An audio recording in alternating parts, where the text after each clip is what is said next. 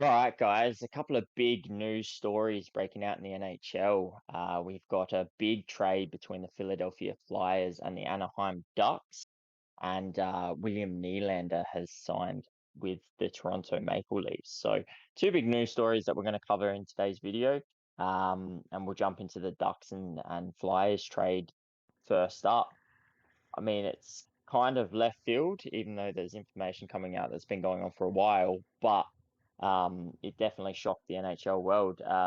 Fifth overall pick, Cutter Gautheir, has been traded to the Anaheim Ducks for sixth overall pick back in 2020, I think, Jamie Drysdale, and a 2025 second round draft pick. It comes with news that Gautheir actually asked to be traded and said he did not want to become a Philadelphia Flyer. It's yeah, massive news to have such a young kid at 19 basically tell you that he doesn't want to sign. What are your thoughts, Jaden? Yeah, like I said, there's a lot more drama in this one. You'd probably expect this type of drama from a league like NBA or something like that. NHL doesn't get this too often, but it seems after he was drafted, he said that it was either the draft day or in his interviews for the draft. I'm not sure on the timeline, but he said he was keen to be he was built for the Philadelphia Flyers, Mm. and since then he had no interest in basically being part of Philadelphia. Didn't go to training camp last year, and all that type of stuff. I do have interesting timeline. He did do the draft interviews were from the 6th to the 10th of June. Tortorella was then hired a week later on the 16th of June, and then the draft was in the beginning of July. So if he said those quotes in the draft interview, that was before Tortorella was signed. Hmm. But if it was at the draft day, then obviously there was it's only 2 weeks into Tortorella, and we know the rumors, well, not the rumors, the things around Tortorella and how his coaching is and whatnot, but and how players have gone about it, and you could maybe put it towards that. You could maybe put it to the rumors that he was a Pens fan and didn't want to play for Philly because they're rivals, or there could be something else. I think his camp's coming out in maybe a couple days, as they've said, his agents and whatnot, and have their side of it and their reasoning. So I guess the best thing is to wait and see. Onto the actual trade. Philly come out pretty good, honestly. They get a good player and a second pick for a player that didn't want to be with them. So Yeah. honestly, they did really good in getting a return. And I know Drysdale's injury prone, but he is very young. So if that can stop, the ceiling's very high, and then possibly a very high second round pick. Well, Top. it's gonna be mid 30s that pick at least, like, Yeah, well, it is 25, potentially. but yeah, exactly. So it could be like high 30s, maybe very low 40s, but that that honestly very good return. Uh, I think there's more trade rumors with Anaheim now. I think it's going to start shaking up everything in the NHL, and a lot of moves are going to start happening. Potential Zegras moving out, and then other teams will be looking to stir up as well. So Philly did good. Uh, a lot of stuff they've got to sort out with the organization because it doesn't look good for them. I've said it in multiple videos. I don't think Tortorella is a good coach for a rebuild, and this kind of, if it is because of Tortorella, it does kind of show that. and we haven't Yeah, I mean, we haven't even mentioned the Kevin yeah. Hayes stuff, which he shut down as well. Ah, exactly. But like, on talking about that, um, I agree with you. I think Philly have done really well to get rid of. I know Gautier, he tore up the World Juniors and all the rest of that, and his ceiling's ridiculously high. But to get a return of Drysdale and a second round pick that is going to be quite early on in the second round is a fantastic return because honestly, Drysdale could be better overall if he can stop being so injury prone because he is a talent. But yeah, an interesting one with that, with what you said was, Tortorella's not the coach to take you through a rebuild. And I just find we see Philly in such an interesting position this season where they're third in the Metro, coming out of nowhere, and everyone's like, but aren't you supposed to be going into a rebuild? Like, Mm, and yep. I do question whether or not he's like he's a young player. Has he not been paying attention to what Philadelphia have done over the last, several years, basically sitting in no man's land? They finally get what all fans asked for, that rebuild. Um, and now everyone's questioning what they're going to do this year at the deadline because they do currently sit in the playoff spot. Like, are they going to stick to the rebuild? Are they going to, because, as you said, Tortorella isn't really a rebuilding coach. Are they going to push for playoffs and try to contend, even though we know they're not there. They're not a contending team. Mm, Is he looking at that and going, well, shit, if they don't actually stick to this rebuild, this team's probably going to be garbage for the next 10 years and I'll waste my career here. Like, I know it's a left field sort of thing, whether or not a kid thinks like that, but I just question whether he is questioning management. He didn't give them an opportunity to sell it to him, apparently. Apparently him and his team refused to meet with them. But yeah, it's going to be interesting to find out why he chose to leave when that mm. does come out. I'm interested to see it because I could see it having something to do with Tortorella, definitely. Um, I don't think it helps. Like either way, if it's not directly because Tortorella, I don't think having Tortorella helps at all. mm, And I think that is the plague with Tortorella. And like it is a good coach in the regards to he gets the results generally, but it's just not a rebuilding coach that you want. I have seen comparisons with this. I'll just mention that to Eric Lindros that happened in '91, the first mhm, round, first overall pick. He said to Quebec that he did not want to play for be drafted by them. They ended up drafting him, and then he didn't sign with them, wanted out, got traded to Philly, I believe it was, and then became a Hall of Famer with Philly. mm, Uh, and in 2016, like it was rumored just because he didn't want to be there because of the French market, but in 2016 he came out and said it was purely because of the owner, Marcel mm. Orbut. So it could be something internal that we don't even know about. Yeah, But yeah, exactly.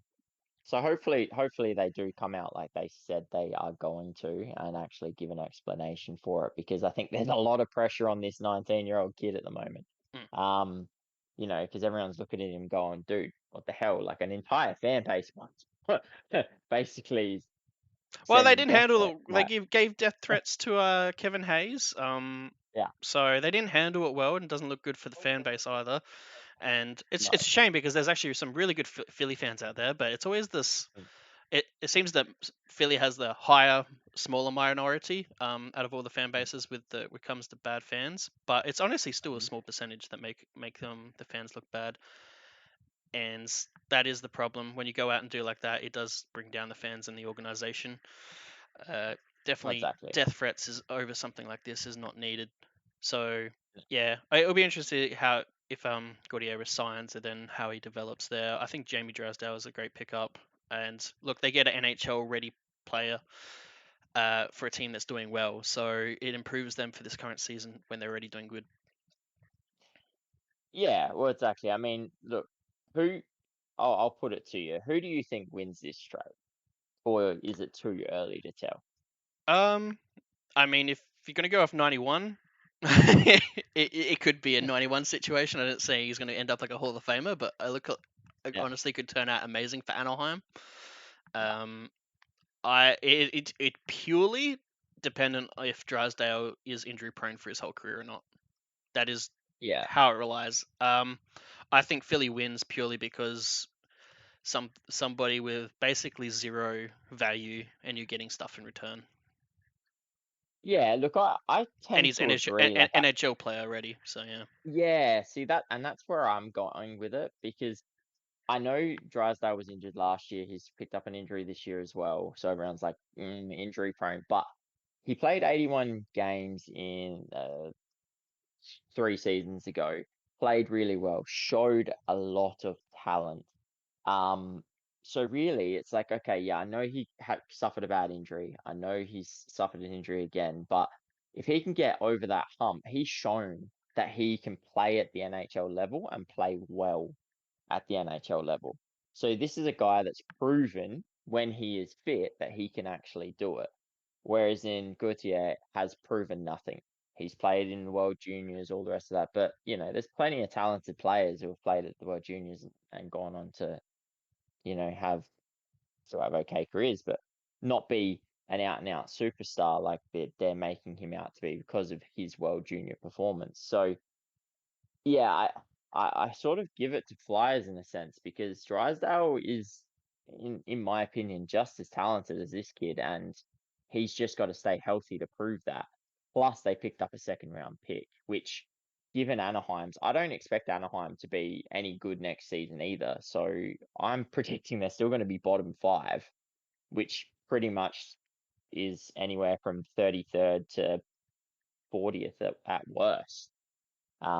So it's a pretty decent draft pick as well. So yeah, look, and also they get rid of a player that doesn't want to be there because there's nothing worse than a player that doesn't want to play for you. So yeah, all in all, I think Philly, as pissed off as they are about what this kid's done, I think you should be pretty happy with the return and um, you know, dust your hands and go good Mm. riddance.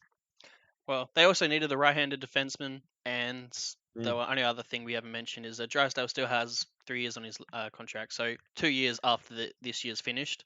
So he's a hmm cheap And he's an two RFA. and RFA at 2.3 mil. So extremely good contract to build around a team there at 21 years of age. I guess we can move on 100%. to the Toronto Maple Leafs on the right hand side of things. Toronto Maple Leafs signed William Nylander for 8 years, 11.5 million AAV. We've also just got at the bottom there, just a cap friendly, just to see what was the sentiment on if these were good deals, bad deals, or not. And the Nylander side of things is more leaning to no. I think it's purely because 11.5, maybe just like a mil and a half, maybe too high. But it's purely because I think Toronto signed him. But what do you think? It's purely the team.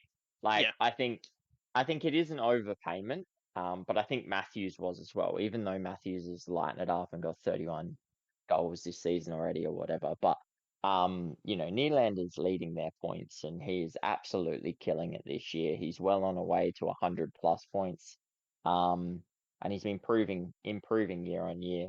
So think it's a little bit of an overpayment, but I don't think it's a huge overpayment. I think it's an yeah. overpayment because it's It's a Toronto. small overpayment, but because it's Toronto, and I think it's funny. Even It's when it comes to everyone gets re-signed, if they re-sign Mana and whatnot, he would still be one of the cheaper of the four yeah, pending. yeah.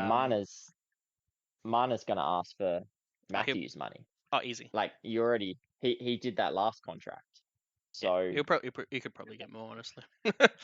well, But exactly. So yeah, yeah, you they do just have haven't to ask the learned, have question. they? Though tying up so much money in four players, like the way it's going to work out, even if Tavares signs for 6 mil, 8 mil, whatever he gets on his extension, if he gets extended, uh, they're still going to have like near 50 million, um, or whatever it is, tied up in just four players.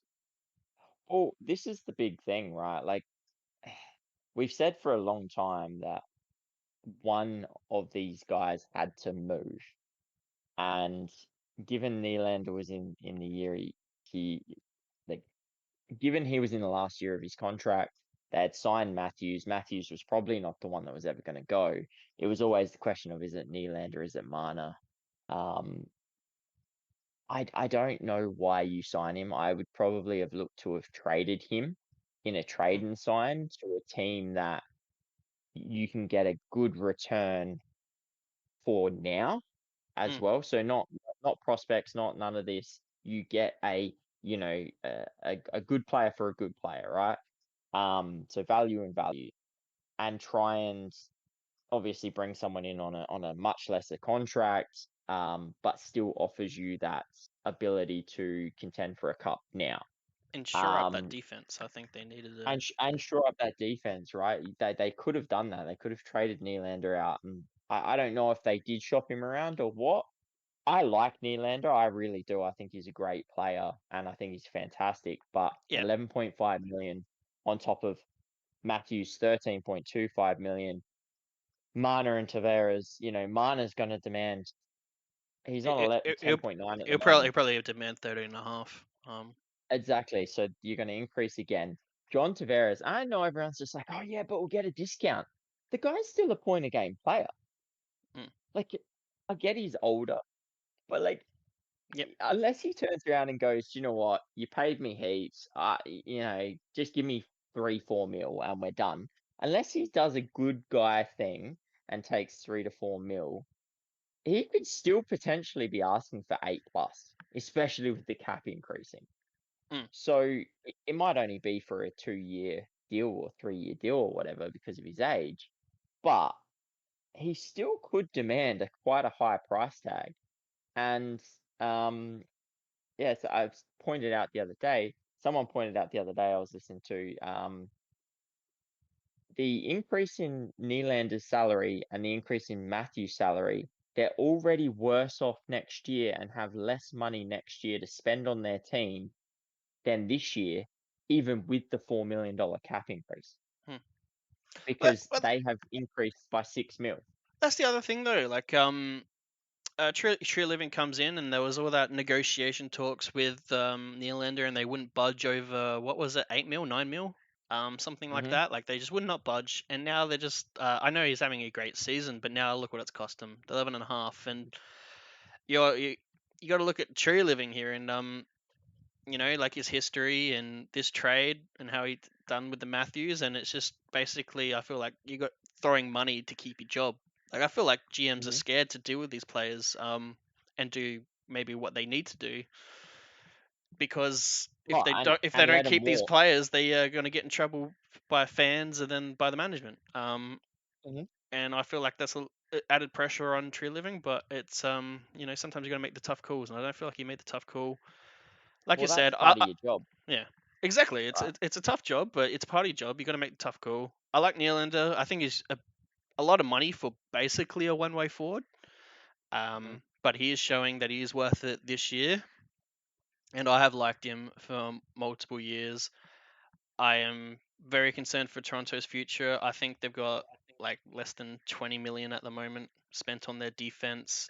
Granted, like a couple long-term injury reserves, and then they got like what 1.7 mil in their goalies because what's his name, Matt Murray is on the LTIR as well. In regards to goalies, so there's too much in the forward, not enough on defense and goalies, and I'm very concerned for Toronto's future because of these big contracts, and I am very concerned what happens with Mana coming up.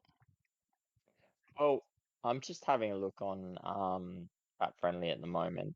They have $20 million left in the cap space, 21, sorry. They've only got 8 forwards signed as of right now, 3 defenders, and 1 goaltender who is on an entry level contract. Although you do have Justin Wall as well, Joseph Wall, sorry. Um, so they have to re-sign. They've got $20 million to re-sign. What are you talking here? At least 5 forwards, at least another 5 defenders, and a goaltender, Mm. maybe, and because you got Joseph Wall. So Yeah. uh, Honestly, you it's have to resign 2 goaltenders. Honestly, I'd say. Like you yeah, probably you got Martin Jones playing out of his mind, but then you've obviously Matt Murray's on the OTIR who has to be replaced. Samsonov was buried, so mm, like they need some sort of goaltender unless they stick with Jones.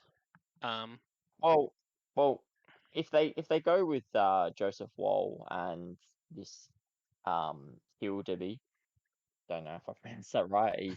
I think he's just come up as well. But that is also putting a lot of pressure on 2 relatively young goaltenders. So, I mean, that's one option. But even if they did that, they've still got 10 players that they've got to sign, and they've only got $20 million to yeah, do it. That's an uh, uh, average of two yeah, two, million dollars yeah, was a it player. Like, 2.1 mil was it per player? well, so right now I don't know if Joseph Wall's contract's actually on that. So if you added that, that takes it down even less. So yeah, I don't know. I just yeah, it's tough. As we said at the start, I think if this was done by just about any other team, we'd be looking at it and going, probably paid a mil more than you needed to, or 1.5 mil more than you needed to. But with the But cap increasing, it's not that big of a deal. yeah, But because it's Toronto, they've been in cap trouble for so long already with the players that they signed at 11 mil, and then they've just gone and repeated it. And everyone's yeah. just looking and going, what are you doing? Like Well, it's you've shown seen that it the doesn't recipe work. doesn't work, and they keep trying to do the same recipe. They even sold the farm at the end of last year, to Hmm. no avail, and that's the other thing. They are lacking draft picks now. All their seconds are first, even this year's third. So, though they do have the Islanders, but yeah, they're lacking draft picks now as well. So the prospect pool will get thinned even further, and yeah, I'm concerned. I'm glad Nylander gets paid. I felt like he was very underrated by a lot of people, including Leafs fans, over the past few years, and I'm glad he's finally getting the spotlight and what he deserves. Um, I just don't think that with all these contracts, it's going to help Toronto in what they are trying to achieve. I hope what they're trying to achieve in regards to getting Mm. a cup. But every time they do Well, these type of trades, sometimes I'm like, are you going for the cup or are you just doing it for the fans? you just in it as a business trying Yeah. to make money. Yeah, it is that question. I mean, look, we might be proven wrong. This core that they've built may bring them a cup, and that's what it takes. Like, if they were to win the cup this year or next year or even the year out, in the next 3 years, if they won a cup, that would put all of this to bed. Like, we'd just be sitting there going, oh, okay, Hmm. shit, they overpaid for some players, but they want a cup. Like, Look, I can't and see and him they winning. won. I can't see him. The problem No. is, it's because the playoffs are played differently to the regular season. This team's built for regular season. Playoffs Mhm. is different because basically rules don't get called, anything goes, and it's all physicality, and you need all that depth. And this team does not have all that depth, and will keep getting worse on depth. And so Yeah. I can't see a cup because of that. If they change how they officiate the playoffs, then I can see them winning a cup. Yeah. Yeah, look, I agree with you on that. I think we know that the rule book sort of gets thrown out in playoffs, and it probably does affect a team like Toronto a little bit as well with the fast pace and the way they move. But in saying that, like that's management's job to turn around and realize that and go, okay, shit, this team's not getting it done. They were as geared up as ever to do it last year, and it was the whole, Cinderella story. Finally got out of the first round, all ready to go, and then you get absolutely whacked in the second by a team that made the playoffs by the skin of their teeth. So, um, yeah, I don't know. I like Nylander as a player. I don't necessarily mind the contract. I just think it's not for the right team. I think, yeah, Toronto are going to find themselves in cap trouble yet again. And unless it brings them a cup, we are going to probably be talking about this for a long time as another failure on the Leafs. And it's going to probably turn into another Leafs meme because there's enough of those out there. I guess we'll wrap up there. One last thing I was just going to add on: it is a full no move clause for the full 8 years, and it expires when he's 35. So honestly, this contract is probably going to hurt in probably 6 years or so, and it's going to be really bad, and you can't move it. Um, and that is my concern with the end of it. But sometimes you pay for that for the cup in the future. But yeah, unless you got anything else to say, I guess we'll wrap it up there. Nah, yeah, I think we both agree. Not the signing Toronto needed, but that's all from me. All right, easy. Uh, like the video, comment below what you think of the trade and the signing, and don't forget to subscribe and leave all notifications on for more content. But till next time, we'll catch you guys. See you guys.